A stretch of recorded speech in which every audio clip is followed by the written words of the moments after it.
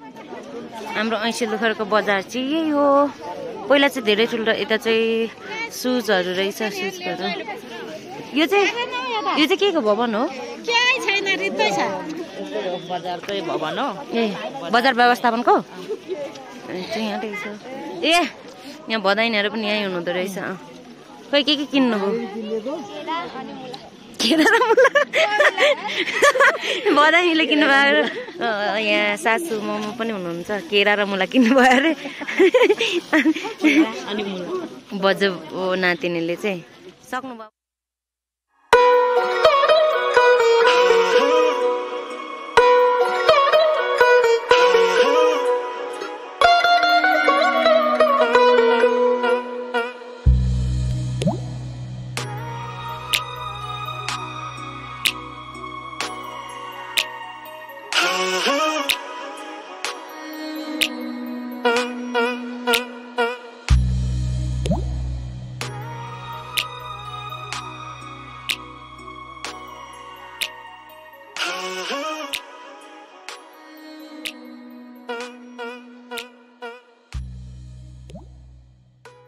Hello everyone, नमस्ते सबैजनालाई स्वागत गर्न चाहन्छु मेरो ब्लगमा। म चाहिँ अहिले ऐसेलुखरको आइपुगेको छु। आज चाहिँ शनिबारको दिन हो र यहाँ ऐसेलुखरकोमा चाहिँ ठुलो बजार लाग्थ्यो पहिला चाहिँ, अहिले चाहिँ सानो सानो लाग्छ है।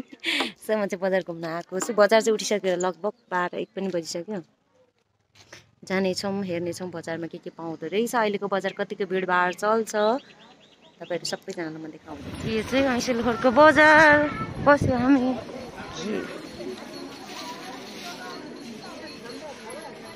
यता कपडा पसल रहेछ, यता तरकारी बजार, यता पनि कपडा पसल नै उठ्न पनि थालिसकेछ।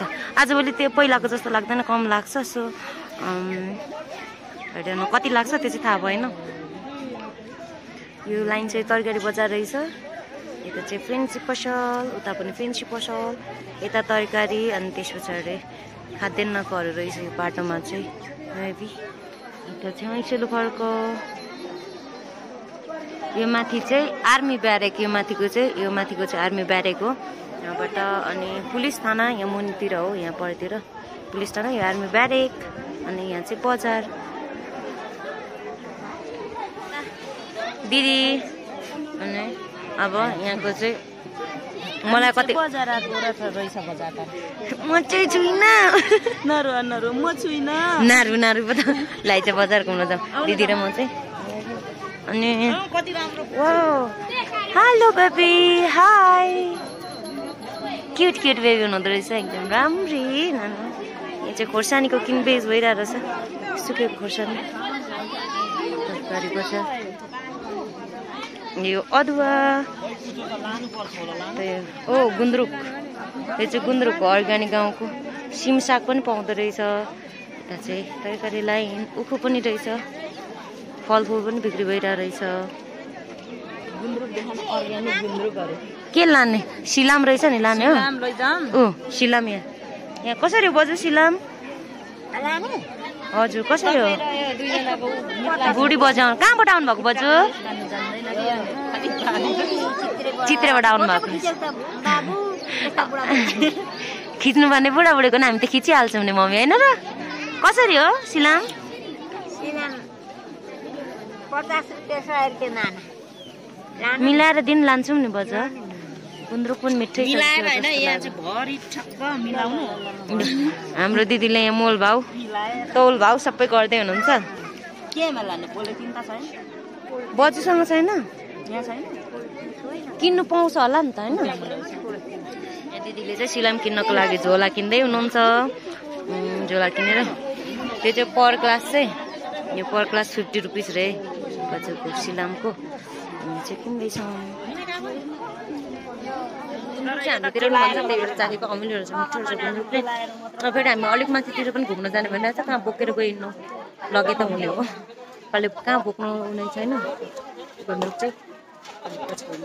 काउली पनि हुँदो रहेछ यो तरकारी लाइनमा चाहिँ। काउली छ, यता धनियाँ, यता इस्कुसको जरा, आलु, कति सानो सानो आलु चाहिँ। आलु चाहिँ सानो सानो सस्तो छ, सस्तो सानो सानो रहेछ। यो सिमीको बिउ रहेछ। यता चटपटे पानीपुरी।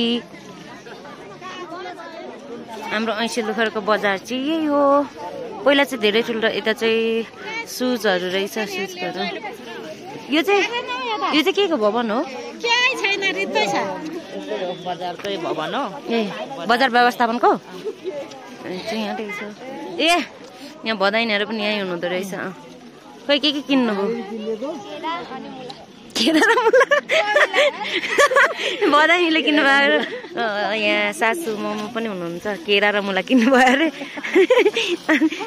अनि मुला बजु नातिनीले चाहिँ सक्नुभयो अब बिहाको? अब नजाने त हामी माथि। यो चाहिँ डोको नाङ्लो रहेछ है, यो नाङ्लो व्यापार कुखुरादेखि लिएर सुर्तीसम्म। यो चाहिँ डोको कस्तो राम्रो बुनेको रहेछ, निगालेले हो कि सानो चुयाले? ए ठुलै चुयाले हो कि क्या? यो चाहिँ नाङ्लो, भरतिर सुर्ती, कुखुरा पनि रहेछ साथमा। विवेकहरू पनि आइपुगेछन्। यो चाहिँ हाम्रो बजार। यो पहिला चाहिँ एकदम ठुलो स्पेस पनि थियो, पछि पालिका बनेपछि चाहिँ यो अलिक यो माथिदेखि थियो। अहिले यहाँ माथि पालिका भवन के समथिङ बन्ने भनेर चाहिँ माथिदेखि थियो बजारको स्पेस चाहिँ, तर अहिले चाहिँ यति मात्रै रहेछ।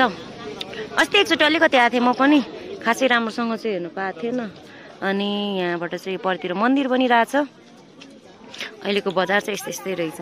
पहिला चाहिँ एकदम धेरै ठुलो बजार लाग्ने ऐसेलुखरको बजारमा चाहिँ सोलुको पनि आउँथे, उताउदेखि आउँथ्यो सबैजना। अहिले चाहिँ यति मात्रै हुँदो रहेछ। बजार पनि घुमिहालियो होइन। हामी 6 जनाको टिम चाहिँ अब के गर्ने, कता जाने भनेर निष्कर्ष निकाल्नु पर्यो। अनि बजार त्यही त पसलहरू घुम्नुपर्छ। अनि खोइ पसल खासै त्यो पनि हो। तपाईँको कुरा पनि सही हो। सक्नु नि त सकिया छैन, सबै उठ्न थालिसकेर रहेछ। त्यही भएर म चाहिँ यो चाहिँ होटल, ल यहाँ चाहिँ नयाँ होटल पो खोलेको रहेछ त यस्तो। अनि तपाईँ सधैँ बजारमा बसिराख्ने मान्छेले डुलाउनु पर्यो नि त, यहाँ चाहिँ यसरी भएको छ, यसरी परिवर्तन भएको छ भनेर। सभाहाल, यो रेड कलरको भवन चाहिँ सभाहाल। म आउँदा अस्ति जग्गा चाहिँ खारिँदै थियो, थिएन भर्खर जग्गा मात्रै खारिएको थियो। ओके जाउँ चाहिँ सभाहाल हेर्न आएको। खासमा चाहिँ यहाँ खुड्किलो बन्दै रहेछ, भर्खर प्लास्टर हुँदै रहेछ। काम चाहिँ तीव्र गतिमा गइरहेको छ है। सभाहाल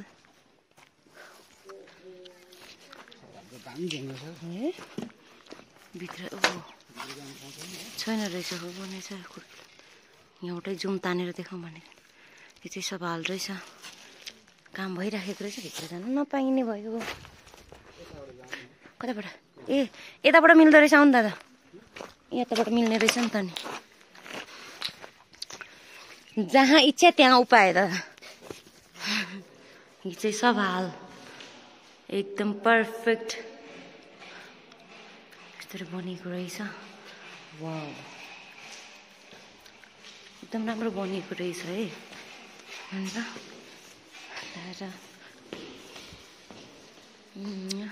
यता चाहिँ वासरुम रहेछ, यता ड्रेस चेन्जिङ रुम हो कि के हो जस्तो लाग्यो भित्र। यता पनि एउटै रहेछ यस्तो चिसै। त्यो भएर म उता चाहिँ गइनँ, यहाँबाट हेरेँ। मेरो सुजमा वाइट सुज लाग्छ, सो हिलो लाग्छ। यहीँबाट हेरेँ मैले। वाह दामी। चाहिँ ऐसेलुखरको गाउँपालिकाको भवन निर्माण भइराखेको रहेछ। यति एक उठेको रहेछ, एक फ्लोर रहेछ। यो माथिको आर्मी ब्यारेक, यो परको पुलिस बिट। यो चाहिँ बजारको लागि चाहिँ टोइलेटको व्यवस्था त चाबी पो लाग्नु हुँदो रहेछ। पनि एउटा दुईटै लाग्दो रहेछ।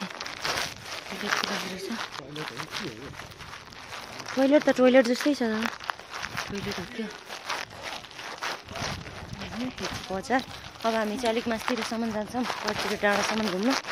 बजारको सबै जानकारी डाँडासम्म घुम्न जान्छौँ होइन भाइ?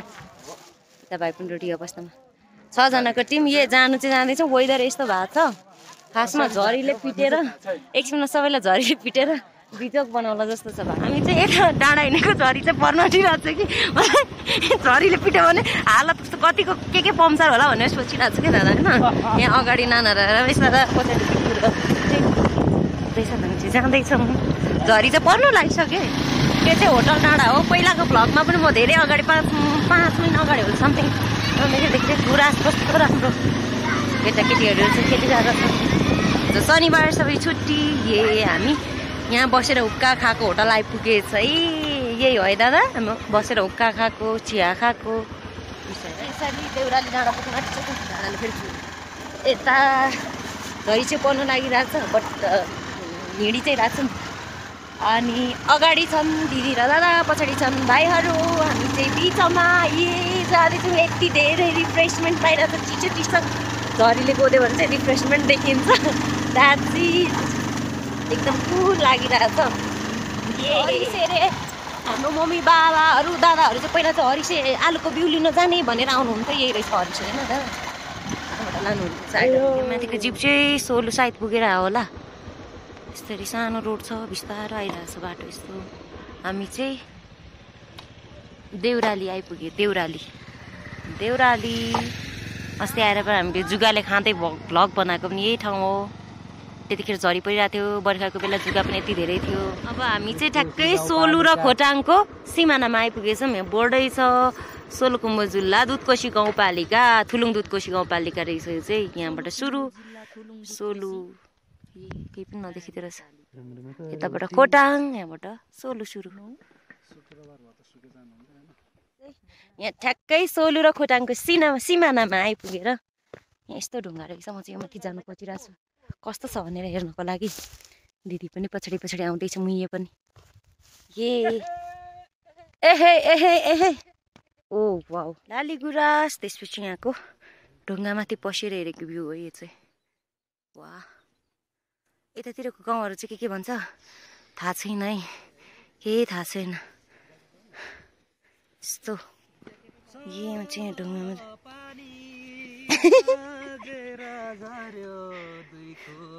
दोभाना दुई खोली दोभाना साउरे सबै तामाङ बस्ती नै होइन र ओ साउरे अरे साउरे त्यो माथि त कस्तो ठुलो चौर रहेछ है यो त चौर होइन यो माथिको है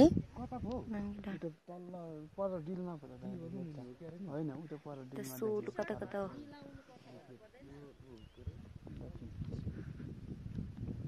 कसै यता फोटो सेसन भइरहेछ कसै यता पहिला बितिसकेका कुराहरू सम्झना गर्दै बाटोको देखेर याद गरिरहेछन् चाहिँ यहीँबाट फर्केको यो सोलुको सिमाना खोटाङ र यहाँबाट सोलु पर्दो रहेछ होइन दादा त्यहाँबाट हामी चाहिँ फर्केको झरी पनि पर्न आँटिरहेछ वेदर यस्तो भइरहेछ अब हामी चाहिँ फर्केर फेरि खाजा खानु जानु लागेको भोक लागिरहेछ धेरै काम गरे यो ठाउँ चाहिँ हरिसेहरू हो यो भेकमा चाहिँ एकदम धेरै फल्ने भनेको चाहिँ आलु हो र हाम्रो पहिला चाहिँ आलुको बिउहरू लिन चाहिँ यहाँबाट आएर लगेर रोप्नुहुन्थ्यो यहाँ चाहिँ एकदम धेरै आलु फल्छ है यो ठाउँतिर चाहिँ अरू चाहिँ खास भन्दा मकै पनि सानो सानो फल्छ तर आलु चाहिँ एकदम धेरै फल्ने ठाउँ है यो ठाउँहरू चाहिँ यहाँ चाहिँ भर्खर विवाह पनि भएको रहेछ लाक्पा शेर्पा समथिङ यो चाहिँ गुम्बा यो गुम्बामा अस्ति आएर पनि ब्लगहरू बनाउँदै गएको पनि हो बुद्धको सिद्धान्त चाहिँ होइन यो मेरो दिदीको सिद्धान्त हो कि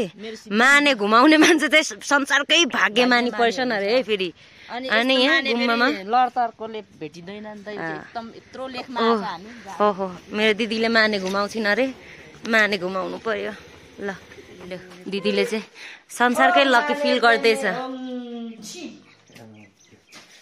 ल माने चाहिँ एकदम ठुलो छ गुर्मे थेक्चेन छोलिङ गुम्बा 2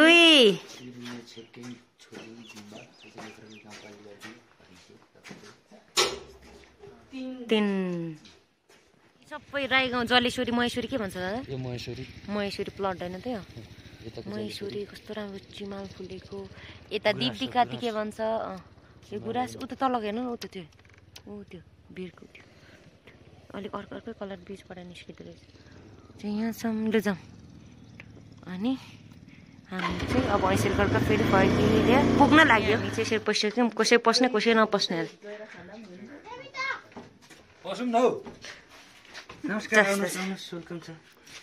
टास गर्नु न तपाईँ र म पस्ने भन्ने मान्छेको अनि हामी चाहिँ पहिला पनि आएको थियौँ यहाँ फेरि आज पनि आयौँ